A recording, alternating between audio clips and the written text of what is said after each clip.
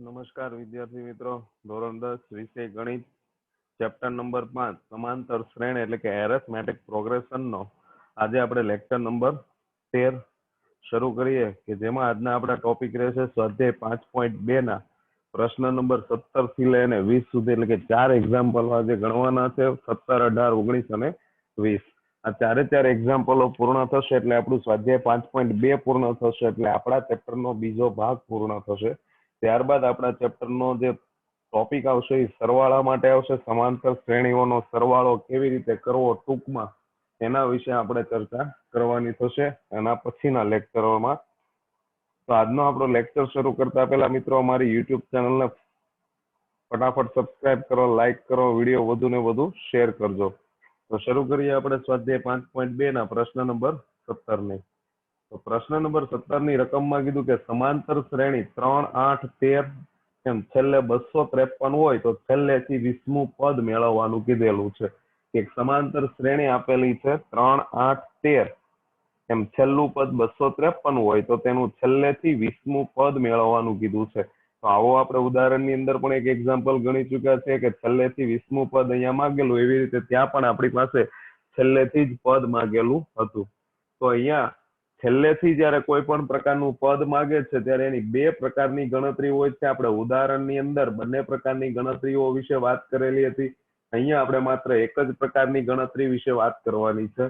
અને બીજી એક વાત કે જયારે છેલ્લેથી કોઈ પદ માંગે તો એનો મતલબ એવો થશે કે જે શ્રેણી તમને આપવામાં આવેલી છે એ શ્રેણી કેવી હશે?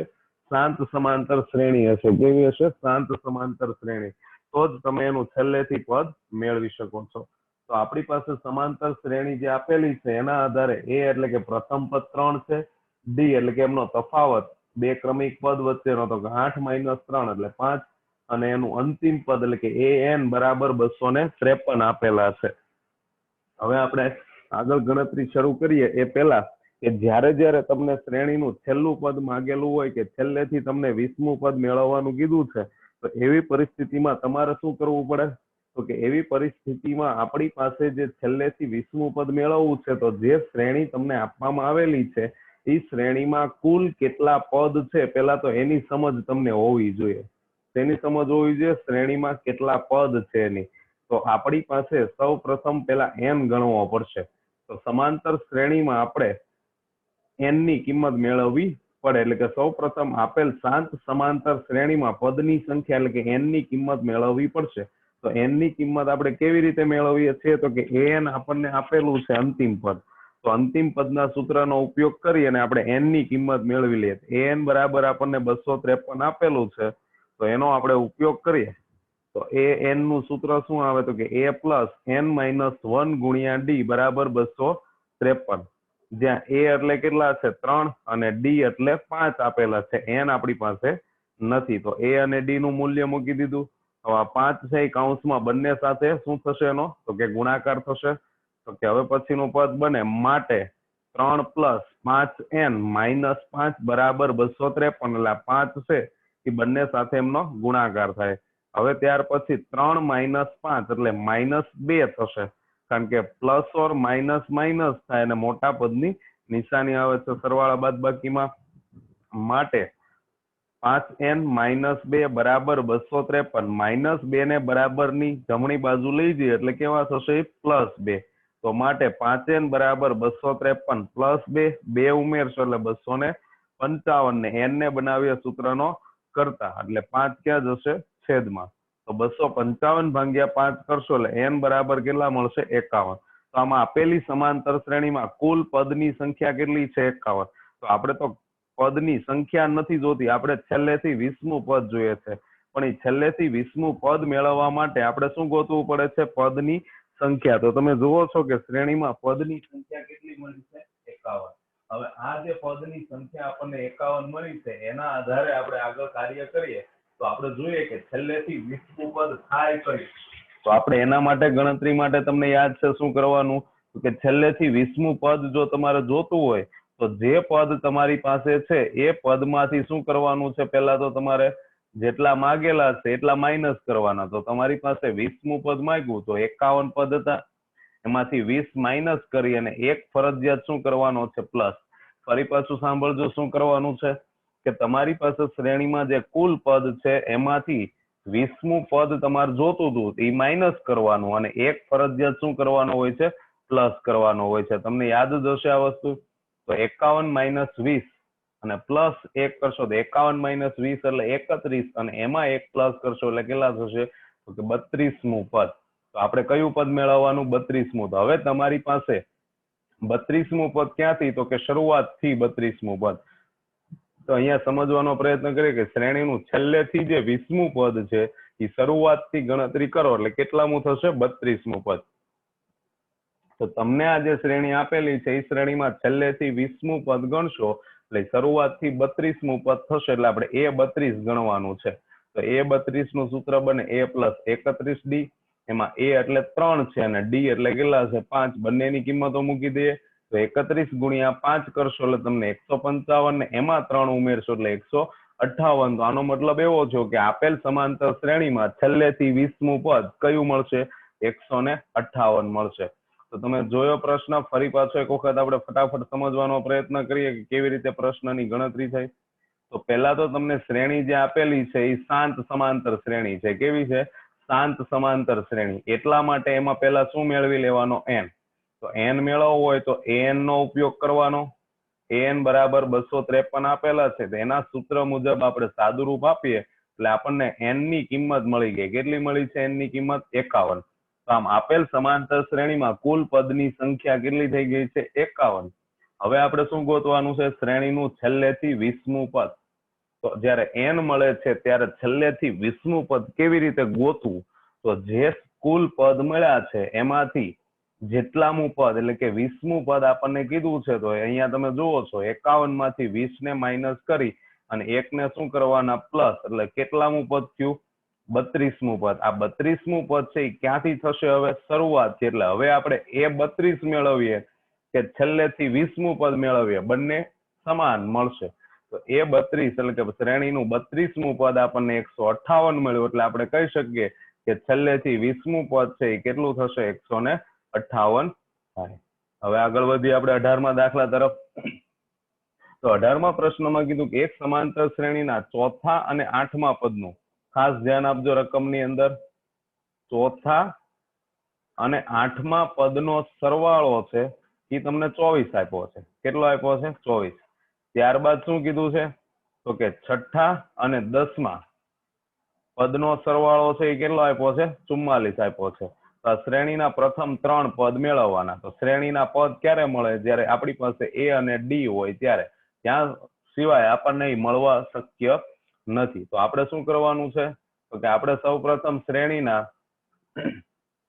ચોથા અને 8મા પદનો સરવાળો 24 લેવાનો છે, છઠ્ઠા અને 10મા પદનો સરવાળો 44 લેવાનો છે. ત્યારબાદ એ સૂત્ર પરથી એટલે કે જે પરિણામો મળશે એમનું સાદુરૂપ આપી અને A અને D મેળવી અને ત્યારબાદ આપણને 3 પદ મળશે. ટૂંકમાં આપણે જ્યારે 3 પદ જોઈએ છે એના માટે ફરજિયાતપણે તમારે કોણ ગોતવા પડે છે, A અને D. તો આપણે એના માટે ગણતરી શરૂ કરીએ. તો ચોથા અને 8મા પદનો સરવાળો 24 આપેલો છે તથા છઠ્ઠા અને 10મા પદનો સરવાળો 44 છે. તો ચોથું અને 8મું પદ એના પરથી આપણે ગણતરી શરૂ કરીએ તો A4 + A8 બરાબર 24. તો A4 એટલે શું થશે, A + 3D અને A8 એટલે શું થશે, A + 7D બરાબર 24. તમે જુઓ છો કે A4 એટલે A + 3D થાય, પછી પ્લસ A8 એટલે A + 7D અને એ બંનેનો સરવાળો કેટલો છે, 24.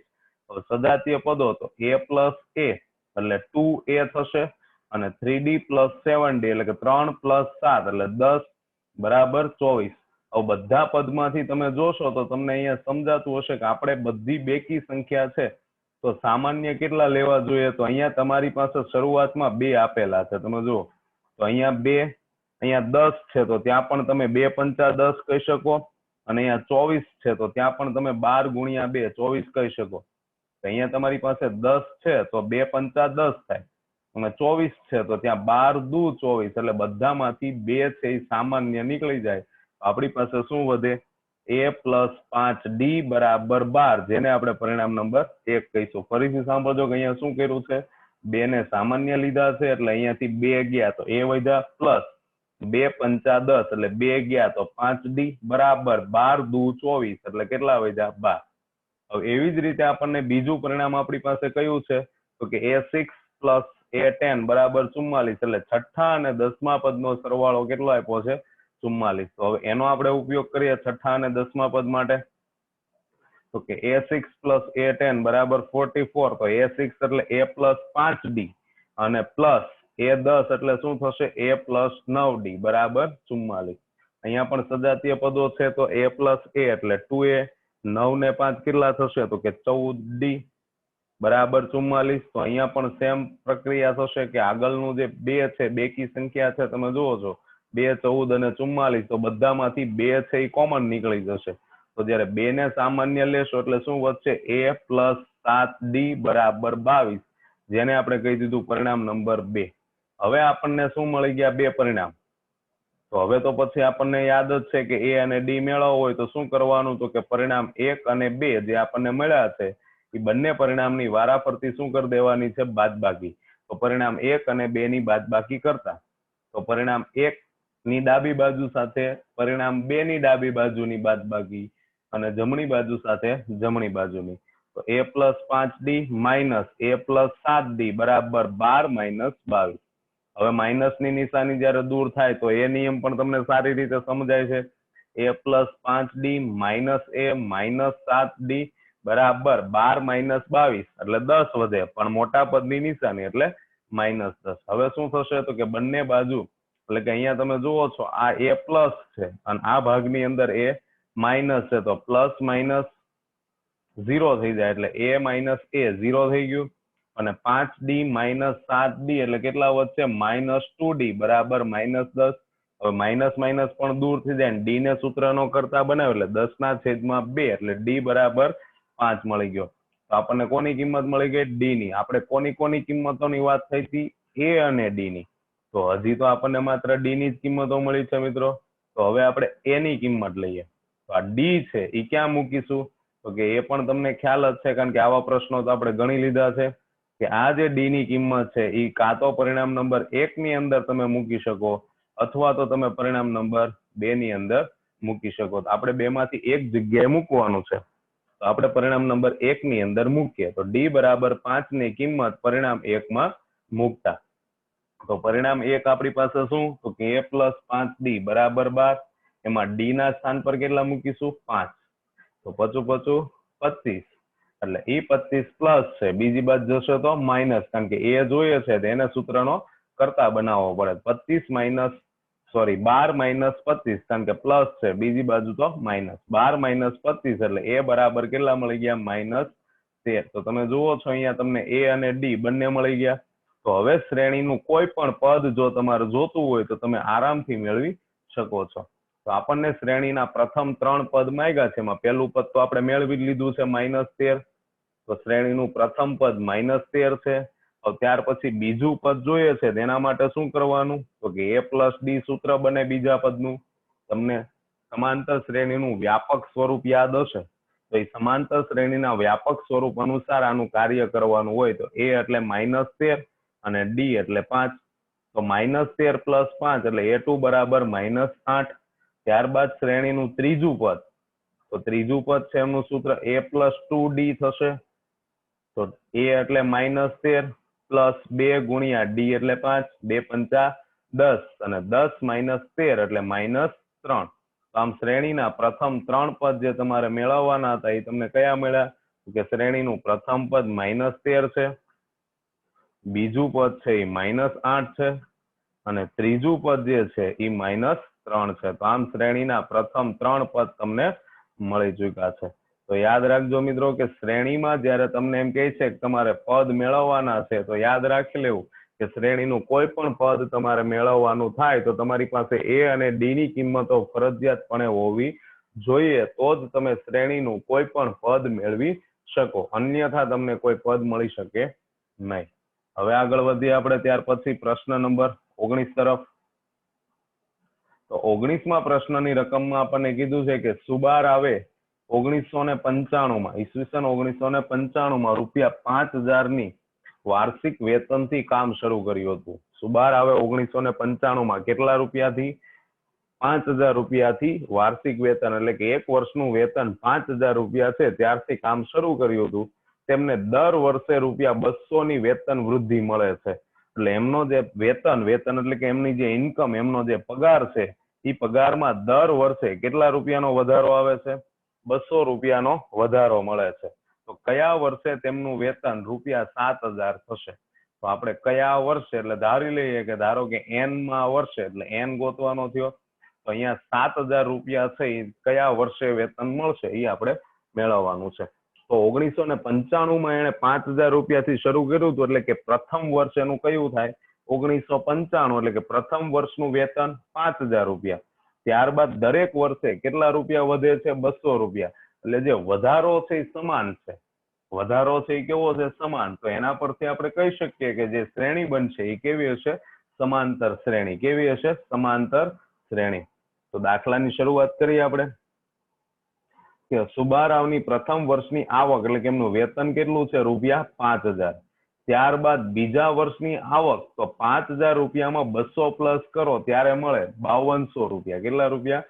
5200 રૂપિયા. એવી જ રીતે ત્રીજા વર્ષની આવક ગોતશો તો 5200 માં પ્લસ 200 એટલે 5400 રૂપિયા. કારણ કે તમે રકમની અંદર જુઓ છો, સ્પષ્ટ કીધેલું છે કે દર વર્ષે કેટલા રૂપિયા વેતન વૃદ્ધિ થાય છે? 200 રૂપિયા. એટલે વેતન વૃદ્ધિ એટલે વધારો. તો 200 રૂપિયાનો આમ વધારો કરતા જાઓ. હવે ત્યાર પછી જો માની લો કે તમે એમ કહો ચોથા વર્ષની આવક કેટલી? 5400 માં 200 ઉમેરશો એટલે 5600. પાંચમા વર્ષની તો કે 5600 માં 200 ઉમેરશો 5800. આમ દર વર્ષે તમે 200 રૂપિયા પ્લસ કરતા જશો એટલે તમને એક શ્રેણી મળશે. શું મળશે? શ્રેણી. તો સુબારાવની જે આવક છે એ આવકની આ રકમ પરથી બનતી સમાંતર શ્રેણી તમને મળી 5000, 5200, 5400 એમ અનંત સુધી. એટલે જેટલા વર્ષ કામ કરે ત્યાં સુધી એમનું વેતન મળતું રહે છે. તો આ શ્રેણી છે એ કેવી ગણાશે? શાંત સમાંતર શ્રેણી. એટલે કે અનંત સમાંતર શ્રેણી. એટલે a બરાબર 5000 છે ને d બરાબર 5200 માઇનસ 5000 એટલે 200. કારણ કે રકમની અંદર જુઓ છો દર વર્ષે 200 રૂપિયાનો વધારો છે, એટલે તફાવત કેટલાનો હોવો જોઈએ? 200 નો. હવે આપણને કીધું છે કયા વર્ષે તેમનું વેતન 7000 રૂપિયા. તો આપણે ધારી લીધું, ધારો કે સુબારાવનું n માં વર્ષે વેતન ₹7000 થશે. કેટલામાં વર્ષે? n માં વર્ષે. કારણ કે એ તો આપણે ગોતવાનું છે, આપણને ખબર નથી. એટલે કે એનો મતલબ કે આ an બરાબર કેટલા થશે? 7000 રૂપિયા. કેટલા રૂપિયા? 7000 રૂપિયા. તો હવે an નું સૂત્ર આપણે લઈએ, a પ્લસ n માઇનસ 1 ગુણ્યા d બરાબર 7000. જ્યાં a એટલે 5000 છે, n મેળવવાનો, અને d એટલે 200 છે. હવે આ 200 છે એ બંને સાથે વારાફરતી ગુણાય, એટલે 5000 પ્લસ 200n માઇનસ 200 બરાબર 7000. 5000 માંથી 200 માઇનસ કરો એટલે 4800 વધે, અને પ્લસ 200n બરાબર 7000. હવે 4800 બરાબર ની બીજી બાજુ જશે એટલે કેવા થશે? માઇનસ. તો 200n બરાબર 7000 માઇનસ 4800. તો 7000 માંથી 4800 ને બાદ કરશો એટલે 200n બરાબર 2200, અને એ 200 છેદમાં જતા રહ્યા એટલે 2200 ના છેદમાં 200. હવે અહીંયા 2200 ભાગ્યા 200 કરશો એટલે કે 2 શૂન્ય દૂર થઈ જાય, અને 22 ભાગ્યા 2 કરશો એટલે 11 મળશે. એટલે એનો મતલબ એવો થયો કે સુબારાવનું 11મા વર્ષે વેતન કેટલા રૂપિયા થશે? 7000 રૂપિયા. એટલે 11મા વર્ષે સુબારાવનું વેતન ₹7000 થશે. તો અહીંયા એક સીધી અને સિમ્પલ વસ્તુ હતી. તમને પ્રથમ વર્ષે કેટલા રૂપિયા સુબારાવની આવક હતી? 5000 રૂપિયા. અને પછી દર વર્ષે 200 રૂપિયાનો વધારો થતો હતો એટલે ₹5200. ત્રીજા વર્ષે ₹5400. ત્યાર પછીના વર્ષ માટે તમે ગણતરી કરવા જાઓ તો કેટલા રૂપિયા થાય? 5600. એટલે કે 200 રૂપિયાનો શું થાય છે? એમાં ક્રમશઃ વધારો થતો જાય છે. પછી આપણી પાસે એવું કીધું હતું કયા વર્ષે, તો આપણે ધારી લીધું કે n માં વર્ષે એમનું વેતન છે એ કેટલા રૂપિયા થશે? 7000 રૂપિયા. n મું વર્ષ એટલે શું ગણાય? an બરાબર 7000. તો એ સૂત્ર પરથી ગણતરી કરીએ આપણે, an ના સૂત્ર પરથી n આપણને 11 મળ્યો. એટલે એનો મતલબ એવો થયો કે 11મા વર્ષે સુબારાવનું વેતન કેટલા રૂપિયા થશે? 7000 રૂપિયા થશે. હવે આપણે 20મા પ્રશ્ન તરફ જઈએ. એટલે સ્વાધ્યાય 5.2 નો છેલ્લો પ્રશ્ન છે. તો કે 20મા પ્રશ્નની અંદર આના જેવી જ ગણતરી છે જે આપણે 19મો પ્રશ્ન ગણ્યો છે એના જેવું જ કેલ્ક્યુલેશન છે, કે રામકલી વર્ષના પ્રથમ અઠવાડિયે ₹5 ની બચત કરે છે. એટલે એનો મતલબ એવો થયો કે એનું પહેલું પદ કેટલું હશે? ₹5. કેટલું? ₹5. કારણ કે પ્રથમ અઠવાડિયે કીધું છે, તમે જુઓ છો એટલે પ્રથમ પદ ગણાશે. ત્યાર પછીની દરેક અઠવાડિયે એમની બચતમાં ₹1.75 નો વધારો કરે છે. દરેક અઠવાડિયે એટલે બીજા અઠવાડિયે કેટલા થશે? તો કે ₹5 હતા, એમાં બીજા કેટલા પ્લસ થાય? 1.75. ત્યાર પછીના અઠવાડિયે એમાં ફરી પાછા ₹1.75 નો વધારો થાય. ત્યાર પછીના અઠવાડિયે ફરી પાછા ₹1.75 નો વધારો થાય. એમ ક્રમશઃ દર અઠવાડિયે ₹1.75 નો વધારો થતો જાય છે. જો n માં અઠવાડિયે તેની બચત ₹20.75 હોય તો n નું મૂલ્ય મેળવવાનું છે. તો આ જેવો 19મો પ્રશ્ન છે એવો જ છે. અહીંયા સ્પષ્ટ કહી દીધું કે n નું મૂલ્ય મેળવવાનું, જ્યારે અહીંયા આપણને એવું કહેવામાં આવ્યું નહોતું, છતાં આપણે મેળવેલો તો n જ છે. તો હવે ગણતરી શરૂ કરીએ કે રામકલી છે એનું પ્રથમ અઠવાડિયે બચત કેટલી છે? ₹5 ની. તો બીજા અઠવાડિયે કેટલી થાય? તો કે 5 માં કેટલા પ્લસ કરવાના? 1.75. તો અહીંયા પણ જે વધારો છે એ દરેક અઠવાડિયે સમાન છે, જુદો જુદો નથી. તો સમાન વધારો છે માટે આપણે શ્રેણીને કેવી ગણી શકીએ? સમાંતર શ્રેણી ગણી શકીએ. તો રામકલીની બીજા અઠવાડિયાની બચત તો 5 પ્લસ 1.75 એટલે ₹6.75 થયા. ત્યારબાદ ત્રીજા અઠવાડિયા માટે શું કરવાનું? તો કે 6.75 માં 1.75 પ્લસ કરો એટલે ₹8.50. આવી રીતે જો ચોથા અઠવાડિયે જોતું હોય તેમાં ફરી પાછું 1.75 કરવાનું. પાંચમા અઠવાડિયે જોતું હોય એમાં ફરી પાછું ₹1.75 નો શું કરવાનો છે? વધારો. તો આમ ક્રમશઃ તમે જોશો તો રામકલી છે એ દર અઠવાડિયે ₹1.75 બચતમાં વધારતી જાય છે. પહેલા ₹5 હતું, બીજા અઠવાડિયે ₹6.75 થયું એટલે ₹1.75 નો વધારો આવ્યો. ત્રીજા અઠવાડિયે ₹8.50 થયું એટલે ફરી પાછો ₹1.75 નો શું મળ્યો છે? વધારો. આમ દર અઠવાડિયે વધારો થતો જાય છે. આમ રામકલીની જે આવક બચત છે તો તેની બચતમાં જે શ્રેણી બને છે એ શ્રેણી કઈ બને છે? તો કે 5, 6.75, 8.50 એમ ક્યાં સુધી છે? અનંત સુધી. તો આના પરથી આપણે a બરાબર 5 કહી શકીએ, d બરાબર 6.75 માઇનસ 5 એટલે કેટલા મળ્યા? 1.75. કારણ કે 1.75 શું કામ આવ્યું? તો કે તમે જુઓ છો, તમને રકમની અંદર સ્પષ્ટ કીધું કે દર અઠવાડિયે ₹1.75 નો શું કરે છે? વધારો કરે છે. તો આ a અને d મળી ગયા. હવે આપણને n મેળવવાનું કીધું છે કે n માં અઠવાડિયે એમની બચત છે એ ₹20.75 છે. અહીંયા આપણે ધારણા કરવાની જરૂર નથી, કારણ કે રકમમાં સ્પષ્ટ આપણને કીધેલું છે. જયારે અહીંયા એવું હતું નહીં એટલા માટે આપણે n ની ધારણા કરેલી છે. તો an બરાબર 20.75 થયા. an ના સૂત્રનો ઉપયોગ કરીએ તો a પ્લસ n-1 ગુણ્યા d બરાબર 20.75. a નું મૂલ્ય 5 છે અને d નું મૂલ્ય 1.75 બંને મૂકી દીધા. હવે શું કરવાનું? તો કે 1.75 જે છે એ બંને સાથે કૌંસમાં વારાફરતી એનો શું થશે? ગુણાકાર થશે. તો આપણે બંને સાથે એમનો ગુણાકાર લઈ લઈએ. તો 5 પ્લસ 1.75n માઇનસ 1.75 બરાબર 20.75. આ 5 માઇનસ 1.75 કરશો એટલે 3.25 મળે. ખાસ પોઈન્ટ વાળી બાદબાકીમાં મિત્રો ખાસ ધ્યાન રાખવાનું, 3.25 ને બરાબરની બીજી બાજુ લઈ જશે એટલે માઇનસ થશે. તો 20.75 માંથી 3.25 માઇનસ કરશો એટલે તમને 17.5 મળે અને એના છેદમાં 1.75, કારણ કે n ને સૂત્રનો કરતા બનાવીએ તો n બરાબર 10 મળશે. એટલે આમના જયારે તમે વ્યવસ્થિત રીતે પોઈન્ટ દૂર કરી અને સાદુરૂપ આપવાનો પ્રયત્ન કરશો તો તમને સરળતાથી સમજાઈ જશે. તો આમ જે રામકલી બચત કરે છે એ બચતમાં ₹20.75 ક્યારે થશે? તો કે 10મા અઠવાડિયે. ક્યારે?